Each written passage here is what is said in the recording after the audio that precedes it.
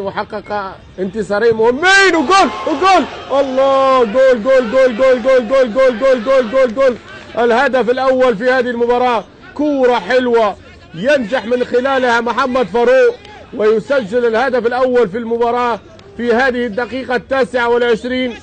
محمد فاروق شوفوا الكورة، اوه لحظة لحظة لحظة لحظة خروجها، لا مفيش تسلل على فاروق، برافو اللايزمان، مفيش تسلل على محمد فاروق، ويكون الهدف الأول في هذه اللحظات لصالح فريق الإنتاج.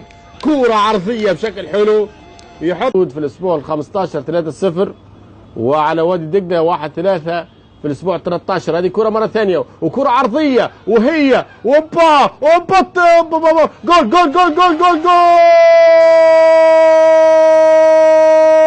بابا اركو. بابا اركو يفعلها ويسجل الهدف الثاني لفريق الانتاج الحربي. بابا اركو وسط هذه الافوى الفادحة في دفاع وصول تغطية لدفاع فريق الاتحاد الاسكندري. شوفوا الإعادة، نشوفوا الكورة والمتابعة هنا فاروق ثم بابا أركو ويسجل الهدف الثاني. الإعادة مرة ثانية، محمد فاروق صعب الهدف هنا لما بشكل حلو وبصاها لمن لأركو وأركو حطها في الشباك مسجلا ثاني الأهداف لتزداد أمور فريق الاتحاد أكثر تعقيدا في هذه المباراة.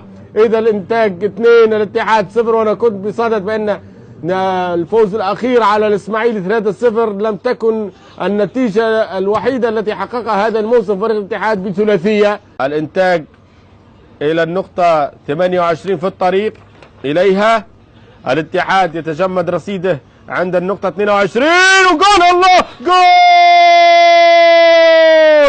كورة يعني ميتة وعرضية يتمكن عن طريق كريم مانش يعدل النتيجة.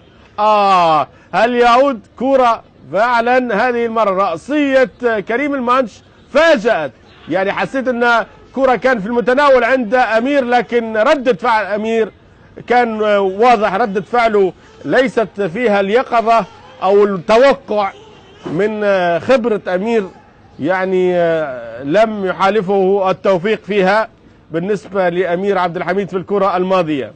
في هذه الحالة الكرة عندما تسقط من الحارس بهذه الطريقة